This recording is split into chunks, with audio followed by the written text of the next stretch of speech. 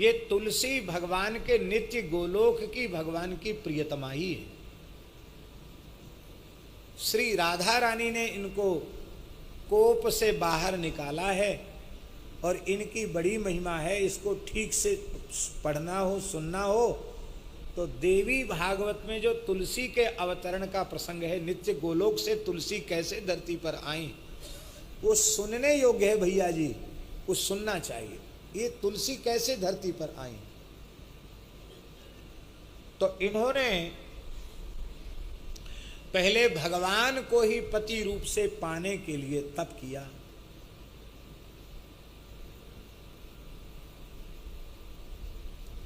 जब ये धरती पर आई और इन्होंने तप किया तो उस समय भगवान की इच्छा, ये लीलाधारी है ना कोई लीला करना इनका स्वभाव है। तो तुलसी तप कर रही थी वृंदा, और उसी समय गणेश जी आ गए। लंबोदरम परम सुंदरम एकदंतम, परम सुंदर हैं गणेश जी, ऐसे नहीं है कि बेडौल हों, बड़े सुंदर लगते हैं गणेश जी, बहुत सुंदर हैं गणेश जी। गजमुख होने पर भी बड़े सुंदर हैं। तो गणेश जी को देखकर तुलसी जी का भाव उधर चला गया और उन्होंने प्रस्ताव कर दिया, आप हमें प्राप्त हो। उन्होंने करे, तुम भगवान नारायण को पति रूप से प्राप्त करने के लिए तप कर रही हो और तुम्हारी बुद्धि व्यभिचरित हो गई किसी सुंदर पुरुष को देख करके, ये तो ठीक नहीं है। और तुम भगवान को पति रूप से पाना चाहती हो, और भगवान मेरे पूज्य पिता शिव जी के प्राण सखा हैं, शिव रूप ही हैं, शिव हरिहर में भेद नहीं है। इस दृष्टि से जो मेरे पिता का स्थान है शिव जी का मेरे लिए, वही नारायण का स्थान है। तो नारायण भी मेरे पिता के, तो शिव जी तो मेरे पिता ही हैं, नारायण भी मेरे पिता ही हैं, और तुम उनको पाना चाहती हो, तो धर्मतया तुम मेरी माता हुई और तुम इस प्रकार का प्रस्ताव कर रही हो, ये तो ठीक नहीं है। पर भगवान की इच्छा लीला, तुलसी ने फिर भी हठ किया। तब गणपति ने श्राप दे दिया कि इस जन्म में तो तुम्हें भगवान नहीं मिलेंगे, अगला जन्म तुमको फिर लेना पड़ेगा और तुम्हारा दैत्य से होगा, पर वहां भी तुम परम पतिव्रता होगी, लेकिन उस जन्म में भगवान तुमको न चाहते हुए भी मिल जाएंगे और तुम तुलसी के रूप में प्रकट होकर संपूर्ण जगत का कल्याण करोगी। लेकिन हमारी तुम्हारी तो कुट्टी है गई, लड़ाई है गई, इसलिए सब तुलसी स्वीकार करेंगे, पर मैं अपनी पूजा में तुलसी स्वीकार नहीं करूँगा। इसलिए गणेश जी को तुलसी चढ़ती नहीं, इसलिए गणेश जी पूजा में तुलसी स्वीकार। ये ब्रह्मविवर्त पुराण की कथा है। बहुत कथाएं हैं पुराणों में, तरह तरह की कथाएं। एक कथा को कहने के लिए कई ग्रंथों का आश्रय लेना पड़ता है। जलंधर बन के ठाकुर जी पहुंच गए, और जलंधर बन के पहुंच गए तो वृंदा ने यही समझा कि मेरे पति ही हैं, और भगवान ने वृंदा को अपनी छाती से लगाया तो समझ गई वो कि ये मेरे पति नहीं है, इनके श्रीअंग की दिव्य सुगंध बता रही है, मेरे पति के शरीर की गंध ये नहीं है। अरे कहाँ असुर जालंधर, तो कहाँ भगवान सच्चिदानंद घन, उनके श्रीअंग की दिव्य सुगंध, ये मेरे पति नहीं है, ये पति के शरीर की गंध नहीं है, कौन हो तुम? भगवान मुस्कुराए, चतुर्भुज हो गए, बड़ा प्रसन्न होना चाहिए था, चरणों में पड़ जाती, प्रभु आपने मुझ दासी को हृदय से लगाया, कृतार्थ किया, धन्य है प्रभु आपकी। वो महाराज तिलमिला उठी, ओ पाषाण हृदय विष्णु, तुम्हारा हृदय पत्थर के जैसा कठोर है, तुमको एक पतिव्रता पर तनिक भी दया नहीं आई, मेरे व्रत को भंग कर दिया, मैं शाप देती हूं, तुम शिला हो जाओ, पत्थर हो जाओ। भगवान बोले प्रेम जब होता है ना, उसमें गाली फटकार मार सब सहन करना पड़ता है, और हमारा प्यार तुमसे हो गया है। हाँ, तुम हमें मानो न मानो, हमने तुमको मान लिया। तुम मानो या न हमें मानो, हम तुमको अपना, जैसे भक्त कहता ना,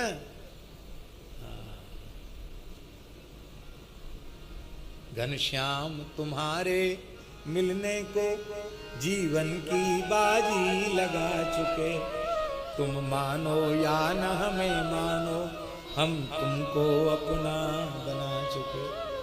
ऐसे हम भी तुमको अपना बना चुके हैं, हमने अपना लिया है तुमको। मैं पाषाण हो जाऊंगा, शालिग्राम हो जाऊंगा, असंख्य रूपों में शालिग्राम होऊंगा, लेकिन छोड़ूंगा फिर भी तुमको नहीं। तुमको तुलसी बनकर निरंतर हमारी सेवा में ही रहना पड़ेगा। 4 प्रहर 64 घड़ी ठाकुर के ऊपर ठकुरानी चढ़ी। बोलो भक्त वत्सल भगवान की। ठाकुर शालिग्राम जी उन पर तुलसी चढ़ी रहती है। बोलो तुलसी शालिग्राम भगवान की जय। तो तुलसी को भगवान ने वृंदा को उनका चरम फल प्रदान किया। हाँ, और सुन लीजिए, अब कह तो पूरी बात कह दें। भगवान ने, और वृंदा सती हो गई, जलंधर का मस्तक गोद में रखकर वो सती हो गई। क्या प्रेम है, एक मानता ही नहीं, मान ना मान मैं तेरा मेहमान। ठाकुर जी रोने लगे, वृंदा के वियोग में रोने लगे भगवान। महाराज जी, चिता भस्म लेप करने वाले शिव जी तो है ही हैं, पर वृंदा और जलंधर जहाँ सती हुई थी वृंदा, उस भस्म को भगवान ने अपने शरीर पर धारण किया। रोने लगे भगवान, वृंदा मैं तुम्हारा वियोग सहन नहीं कर सकता। उसी समय तुलस्यमृत जन्मासी, आकाश से अमृत की वृष्टि उस भस्म में हुई और उसमें से तुलसी का पौधा प्रकट हो गया। भगवान ने छाती से लगाया। भगवान को तुलसी अत्यंत प्रिय है। बोलो तुलसी महारानी की जय। तो एक कल्प में जलंधर भी रावण बना है।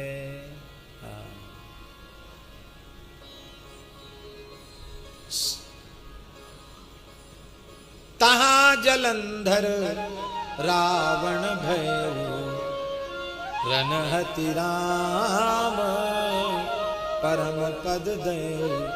एक जन्म में जलंधर रावण हुआ है और राम जी ने उसका परम कल्याण किया है।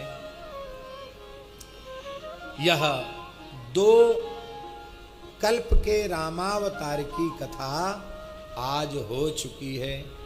इसके आगे की कथा कल करेंगे, क्योंकि अब समय बहुत अधिक हो रहा है, इसलिए आगे की कथा कल करेंगे। ये तो 4-5 कल्प की कथा तुलसीदास जी ने बताई है, और इसके एक वक्ता तो ऐसे हैं मानस जी के, जो 27 कल्प की कथा तो उन्होंने ही देखी है। कौन? कागभूषुंडी जी। यहाँ बसत मोही सोनू ईसा, यहाँ बसत मोही सोनू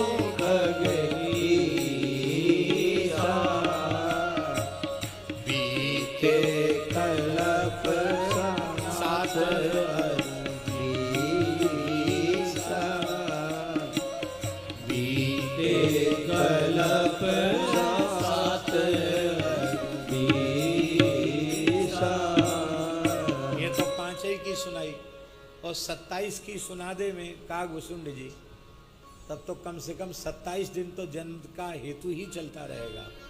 और कितनी बार अवतार हो गया कोई ठिकाना है। इसलिए भैया जितना कह दिया, इदम इत्थम कही जाए न सोई। इदम इत्थम ये कोई नहीं कह सकता है, जितना कह सुन लो उतने में जीवन सफल हो जाता है। इन्हीं शब्दों के साथ भगवान के चरणों में प्रणाम। और आगे आप लोग भगवान का, आज तुलसी शालिग्राम की इतनी महिमा भई है, आप लोग सहस्रार्चन तो करते ही हैं, आप लोग सहस्रार्चन के लिए तैयार रहिए। वेद में लिखा है, श्वेताश्वतरोपनिषद में लिखा है, अपाणि पादो जवनो गृहीता पश्यत्य चक्षु सशृणोत्यकर्णः सवेत्ति वेद्यम न च तस्यास्ति वेत्ता तमाहुरग्र्यम पुरुषम महांतम। ब्रह्म अपाणिपाद होकर भी सर्वत्र संपूर्ण वस्तुओं का ग्रहण करते हैं और अपाद होने पर भी वेग पूर्वक सर्वत्र गमन करते हैं। नेत्रों के बिना ही देखते हैं, बिना कान के सब कुछ सुनते हैं और जानने योग्य जितने तत्व हैं उनमें उन सबका परिज्ञान उनको एक कालावच्छेदन रहता है। ऐसी विलक्षण सर्वज्ञता उन्हें प्राप्त है। वे सबको जानते हैं। तमाहुरग्र्यम सवेत्ति वेद्यम न तस्यास्ति वेत्ता, पर ठीक से उनको जानने वाला कोई नहीं है। बस एकम सद विप्रा बहुधा वदंती, जिसने जितना अनुभव किया उतना ही कह दिया, इतने ही कहते ना। अंधे 10 अंधे थे, उन्होंने हाथी का प्रत्यक्ष किया। अब आंख तो है नहीं, तो किसी ने सूंड पकड़ी, बोले हाथी कैसा होता, बोले पाइप जैसा होता है। सूंड उनकी पकड़ में आई। किसी के पकड़ में कान आया, बोले सूपा जैसा होता है। किसी ने पैर पकड़ा, बोले खंभा जैसा होता है। किसी ने पेट पकड़ा, बोले भारी पुलंदा जैसा होता है। ऐसा ही है, जिसके हाथ में जो पकड़ में आया वैसे ही उसने निरूपण किया। ऐसी ही परमात्मा की महिमा है। सुनत लखत श्रुति नयन बिनु रसना बिनु रस लेत, बासनासिका बिनु लहे पर से बिना निकेत। ये वैराग्य संदीपनी में तुलसीदास जी ने कहा है। इसी को संक्षिप्त करके कहा। हमारे श्री जगन्नाथपुरी में एक बड़े दिव्य महापुरुष थे, गौड़ीय परंपरा के परम पूज्य प्रातस्मरणीय श्री चैतन्य चरणदास बाबा जी। श्री गुंडीचा के निकट उनका स्थान है। श्रीमद् भागवत के बड़े प्रकांड विद्वान थे, परम संत थे। वृंदावन में भी उनका स्थान है, सेवा कुंज के निकट। उड़ीसा में उनको चलंती भागवतम कहते थे लोग, चलते फिरते भागवत। पुरी नरेश भी उनका अत्यंत आदर करते थे, गजपति महाराज। यहाँ मलुक पीठ में भी अनेकों बार उनके चरण पधारे, बहुत अच्छे महाराज। वो कहते थे कि ये जो है ना, बिनु पग चले सने बिनु काना, कर बिनु कर्म करे विधि नाना, ये जो चौपाई है ना, ये जगन्नाथ जी के लिए बोली है तुलसीदास जी ने, उनका भाव। बाबा जी कहते थे कि अब देखो जगन्नाथ जी के पैर हैं, चरण तो नहीं, अलग से दर्शन नहीं होते हैं, लेकिन चल के रथ तक जाते हैं भगवान जगन्नाथ। बिनु पग चलें, उनके विग्रह में कान भी नहीं है, लेकिन सुने बिन काना, चाहे जितनी दूर से पुकारो वो सुन लेते हैं। हाथ भी कहाँ ऐसे हैं, ऐसे लंबे चौड़े बढ़िया हाथ नहीं है कि ऐसे पंजाब अंगुली वगैरह सब बनी हो, कुछ नहीं है, ऐसे हैं। कर बिन कर्म करें विधि नाना, ऐसे छोटे हाथ जगन्नाथ जी के, कर नहीं है पर इतने बड़े हाथ हैं जगन्नाथ जी के कि कहाँ सवाई माधोपुर के निकट खंडार तहसील राजस्थान में, और वहाँ से भक्त अंगद सिंह ने भगवान जगन्नाथ को हीरा अर्पित किया। भैया जी, पाग की पेच में हीरा रखा था। भक्तमाल में चरित्र है, आप पढ़ लेना। तो उसको जैसे ही प्रभो तिहारी वस्तु बदनते बचन उचार्यो, हे नाथ ये वस्तु आपकी है, आप स्वीकार करें। तो 5 2 शतकोशते हरि हीरा लय उर धर्यो, अभिलाष भक्त अंगद को पुरुषोत्तम पुरुषोत्तम श्री जगन्नाथ जी ने पूर्ण किया। जहाँ से अंगद सिंह ने भगवान जगन्नाथ को हीरा अर्पित किया, वहाँ से जगन्नाथ मंदिर की दूरी, जगन्नाथपुरी की दूरी 700 कोस थी। 2100 किलोमीटर दूर था वहाँ से। और जगन्नाथ जी ने वहीं से हाथ फैला दिया। हरि हीरालय, जगन्नाथ जी का हाथ दिखाई पड़ा और उस हीरा को भगवान ने उर धर्यो। हमारे महाराज जी कहते थे सिर धर्यो होना चाहिए, सिर से निकाला था, मुकुट में लगा लेते। उर क्यों धरो? तो बोले उर धर्यो का अर्थ है कि मैं इस केवल कीमती पत्थर के टुकड़े को छाती से नहीं लगा रहा हूं, इस रूप में तुम ही मेरी छाती से लग जाओ। तुम मेरे हीरा जैसे भक्त हो, मेरी छाती से लग जाओ। इसलिए हरि हीरालय, मानो हीरा के प्रतीक के रूप में अंगद भक्त को ही भगवान ने अपने हृदय में धारण किया। तो हमें याद आ गया, मैंने कहा जगन्नाथ जी की बात। जगन्नाथ जी कहते ये सारे लक्षण जिसको लोग निर्गुण ब्रह्म कहते हैं वो सब लक्षण जगन्नाथ जी में घटते हैं, इसलिए बोले जगन्नाथ जी ही हैं। बोलो जगन्नाथ भगवान की जय। अब 4 मुखों से वर्णन हो गया, 5वें मुख से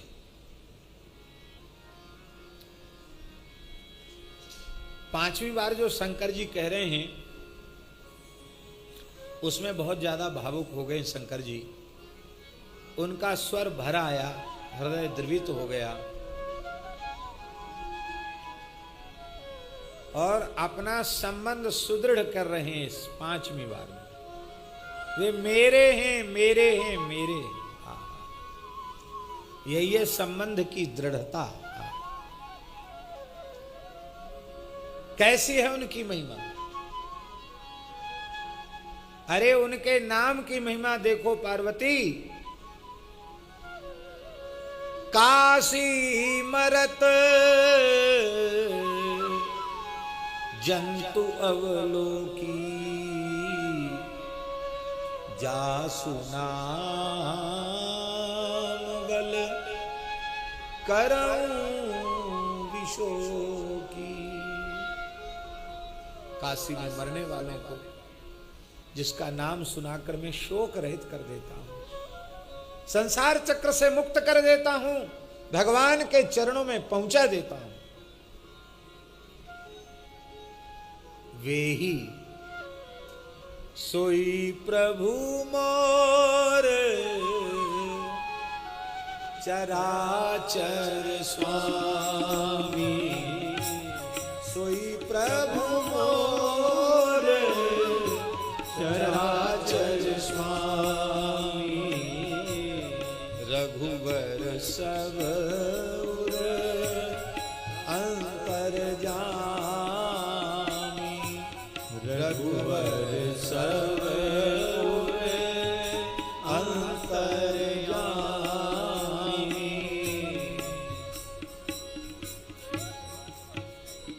यहां देखिए भक्त की दृढ़ता।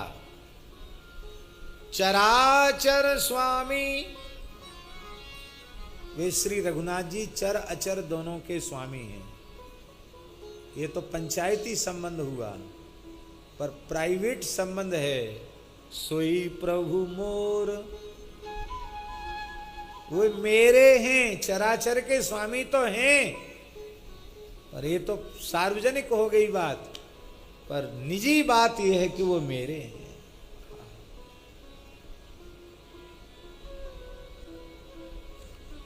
इतना ही सुनना चाहते हैं ठाकुर जी, कुछ नहीं चाहते। क्या कमी है उनके पास? हे नाथ, हे मेरे नाथ, आप ही एकमात्र मेरे हैं। ये यहां से नहीं, ठाकुर जी यहां से सुनना चाहते हैं।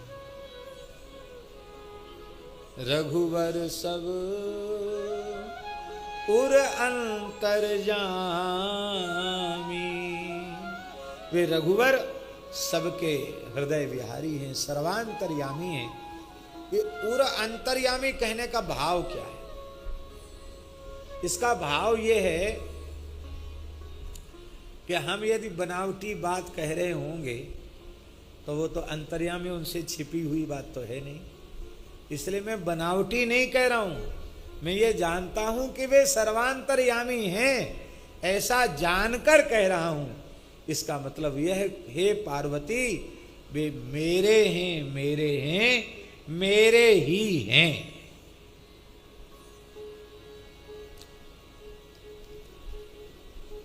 आपके भीतर श्रद्धा नहीं है, आपके भीतर श्रद्धा नहीं है, मान लो आप लाख कोशिश करो तो हमारे में आप श्रद्धा नहीं जगा पाएंगे। आपके भीतर श्रद्धा नहीं है तो केवल श्रद्धा पर व्याख्यान देने से हमारी श्रद्धा उत्पन्न हो जाएगी क्या? आप में यदि श्रद्धा है तो आप वाणी से एक शब्द न बोलो, आपकी प्रेम भरी दृष्टि हमारे ऊपर पड़ जाए तो हमारे भीतर श्रद्धा उत्पन्न हो जाएगी।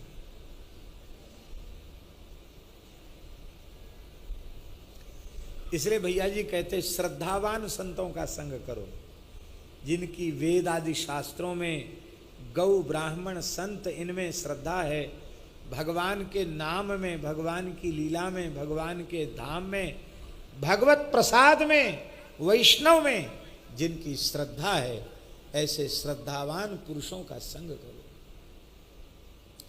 साधक की सर्वोच्च पूंजी है श्रद्धा। जैसे लोभी मनुष्य निरंतर धन को बढ़ाने में लगा रहता है, ऐसे ही साधक को निरंतर अपनी श्रद्धा को बढ़ाने में लगा रहना चाहिए। श्रद्धा कैसे बढ़े?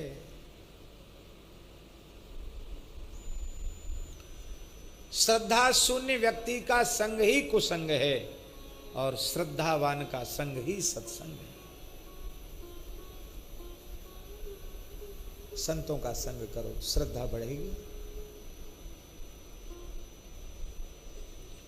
ठीक यही बात विश्वास की, यही बात विश्वास की।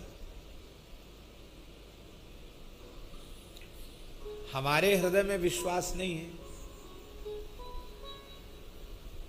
और हम आपको विश्वास दिलावें तो आपको विश्वास नहीं होगा, और मेरे हृदय में विश्वास दृढ़ है तो आपको भले ही विश्वास नहीं है, पर हमारी वाणी में इतनी सामर्थ्य आ जाएगी कि अविश्वासी के हृदय में भी विश्वास उत्पन्न होता है।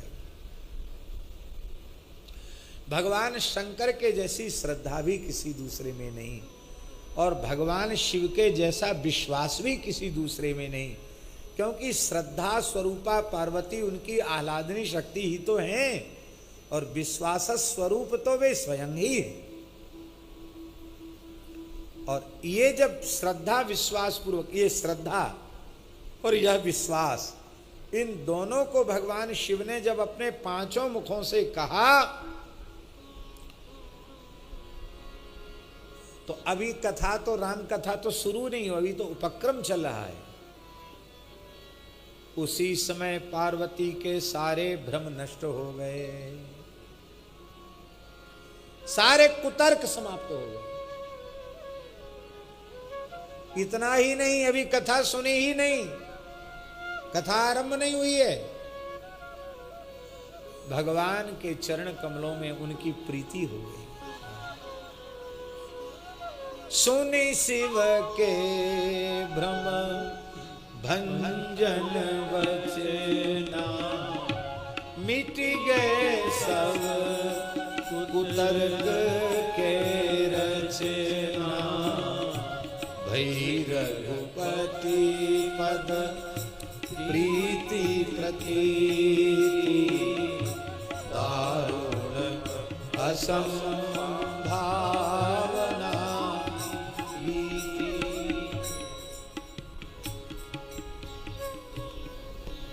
इसलिए शंकर जी के वचन का विशेषण दिया तुलसीदास जी महाराज ने, भ्रम भंजन वचना। श्रद्धा विश्वास जिसके भीतर होता है उसी के वचनों से भ्रम का भंजन होता है। शंकर जी के वचनों से भ्रम भंजन हो गया, सारी कुतर्क की जो रचना थी वो समाप्त हो गई। और जब तक कुतर्क समाप्त नहीं होता, भ्रम भंजन नहीं होता, तब तक प्रेम जागृत नहीं होता। प्रेम जग गया और राम कथा की उत्तम अधिकारिणी तो भगवती जगदम्बा पार्वती हैं ही, पर अब ये तो नाटक है ना, सब दिखाया जा रहा है हम लोगों को खेल के, इसलिए अब वो इस प्रकार की हो गई कि अब उत्तम अधिकारिणी राम कथा श्रवण की हो गई। आप लोग पहले आरंभ में सुन चुके हैं, गोस्वामी जी ने राम कथा श्रवण का अधिकारी किसे बताया। कई चौपाइयां हैं, उनमें एक चौपाई हरिहर पद रति मति ना कुतर की, तिन कहु मधुर कथा रघुवर की। हरिहर के चरण कमलों में जिनका प्रेम है, जिनकी बुद्धि के कुतर्क समाप्त हो चुके हैं, उन्हीं को राम जी की कथा मीठी लगती है। भगवान शंकर की वाणी ही कठोर वज्र के जैसी है और भ्रम कुतर्क ये भयंकर सुदृढ़ पर्वत के समान हैं। और जैसे वज्र के पड़ने से पर्वत चूर चूर हो जाता है, ऐसी भ्रम और कुतर्क का पर्वत नष्ट हो गया। और भगवती जगदम्बा पार्वती ने कहा, भगवान अब काम तो अभी हो गया पूरा, नाथ कृपा अब गए विषादु, हमारा विषाद चला गया। लेकिन अब हम यह जानना चाहते हैं कि भगवान ने मनुष्य अवतार क्यों ग्रहण किया। आप प्रसन्न होकर इसको समझावें। शंकर जी बड़े प्रसन्न भाई, चलो बहुत परिश्रम नहीं करना पड़ा, कथा के आरंभ में ही बात बन गई, हमारा परिश्रम सफल हो गया। अब पार्वती जी को पूर्ण प्रेम जग गया है। ये कथा श्रवण की उत्तम अधिकारिणी हो गई है। बचन उमा बचन सुनि परम विनीता, राम कथा पर प्रीति पुनीता, ही हर से कामारी तब शंकर सहज सुजान, बहुविधि उमहि प्रशंस पुनि बोले श्री भगवान। फिर भगवान बोले, हे भगवती देवी, भगवान के अवतार के कारणों में ऐसा निश्चय कोई नहीं कर सकता है कि भगवान के अवतार का बस यही कारण है।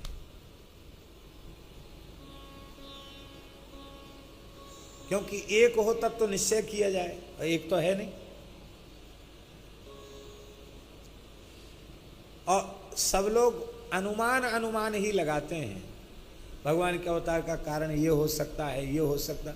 सही असली बात तो भगवान जाने, वो तो खुद बतावें, और जितना बतावें उतना जान पाएगा, कुछ न बतावें तो।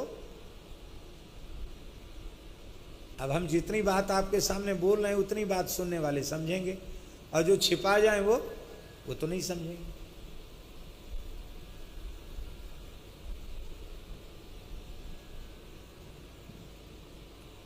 इसलिए गोस्वामी जी ने कहा, हरि अवतार हेतु जेहि होई, इदमित्थम कही जाय न सोई। इदम इत्थम, ये ऐसा ही है, बस इतना ही है, ये कोई नहीं कह सकता। क्योंकि राम अतर्क्य बुद्धि मन वाणी, मत हमार अस सुनहि सयानी। राम जी अतर्क हैं, बुद्धि की वहां तक पहुंच नहीं है, मन और वाणी की भी वहां तक पहुंच नहीं है। बस बुद्धि मन और वाणी इनका अनुभव करने लगते हैं तो धन्य हो जाते हैं। ये उनके तत्व को पूरी तरह समझ नहीं सकते हैं। जितना समझ लेते हैं उतना ही समझ करके कृतार्थ हो जाते हैं, कृत्य हो जाते हैं। और जब जब होई धर्म के हानि, बाढ़ी असुर अधम अभिमानी, तब तब प्रभुधरि विविध शरीरा, हरहि कृपा निधि सज्जन पीरा। असुर मार थापहि सुरन राखे, निज श्रुति सेतु, जग विस्तार ही विशद जस, राम जन्म कर हेतु।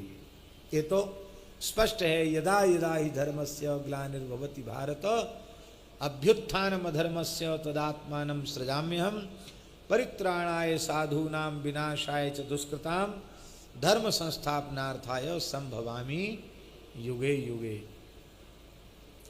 राम जन्म के हेतु अनेका, परम विचित्र एक ते एका।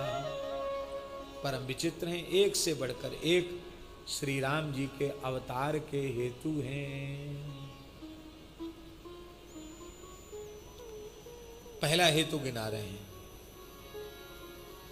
हाँ हाँ हाँ,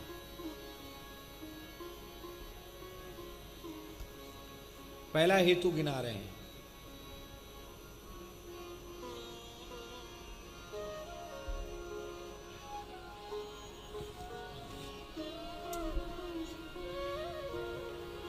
श्री राम जय राम जय जय राम। श्री राम जय राम जय जय राम। श्री राम जय राम जय जय राम। श्री राम जय राम जय जय राम। श्री राम जय राम जय जय राम।